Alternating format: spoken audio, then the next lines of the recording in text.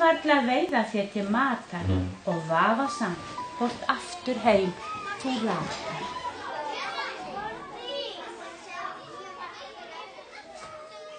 Það að einbeita sér að ungum lesendum og matreiða ofan í þá bókmyndir náttúrulega alveg óskaplega krefjandi starf og mikil ábyrgð og stundum finnst manni maður kikna undan þeirri ábyrgð því að þarna eru ómótaðar sálir sem að maður skyldi ganga gætilega þeirra hugar heima og mér finnst ég stundum vera á jarðsprengjusvæði en jafnframt þetta líka svo innlagt og síkvikt og yndislegt að fást við því minn lesendahópur, hann alltaf að koma og fara.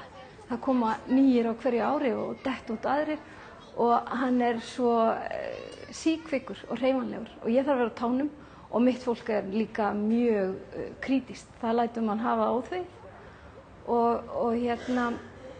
og hlutirnir eru annarkvort ömurlegir eða æðislegir. Og það eru svo skemmtileg viðbrögð, þessi sterku.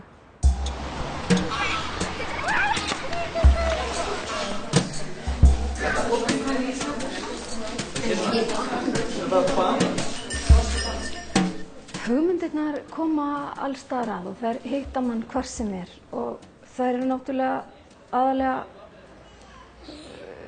komnar frá fólki, ungu og öldnu og öllum aldurshópum og því líka afar mikilvægt að setja ekki aldurstakmörk á bækur. Þegar þær eru skrifaðar þá eru þær skrifaðar held ég fyrir alla og nálgast alla á einhvern hátt. Þessar bókmyndir sem ætlaðar eru fyrir yngri hópana.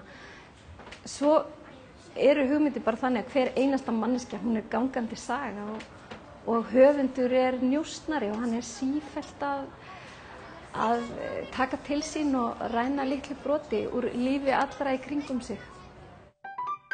Ég það bil að missa kjarkinn og lauma mér út þegar afgreiðslustúlkan kemur auga á mig. Hún brosir vingjarnlega. Get ég aðstoðað þig? Tjáningarhæfni manneskju endurspeglar menningar þroska þjóðar.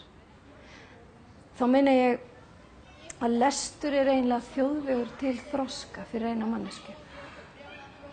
Og við verðum að muna það að það þannig fyrir okkar framtíðarfólk og þannig sé ég Reykjavík sem bókmenntaborg að hún standi svolítið þétt við hliðina á þessum ungu lesendum, við hliðina á framtíðarfólkinu okkar, standi vörð bókasöfnin þeirra og að við kannski gerum okkur grein fyrir nýju hlutverki þessara bókasafna, þetta eru upplýsingasöfn og við verðum að átta okkur á því vegna þess að við getum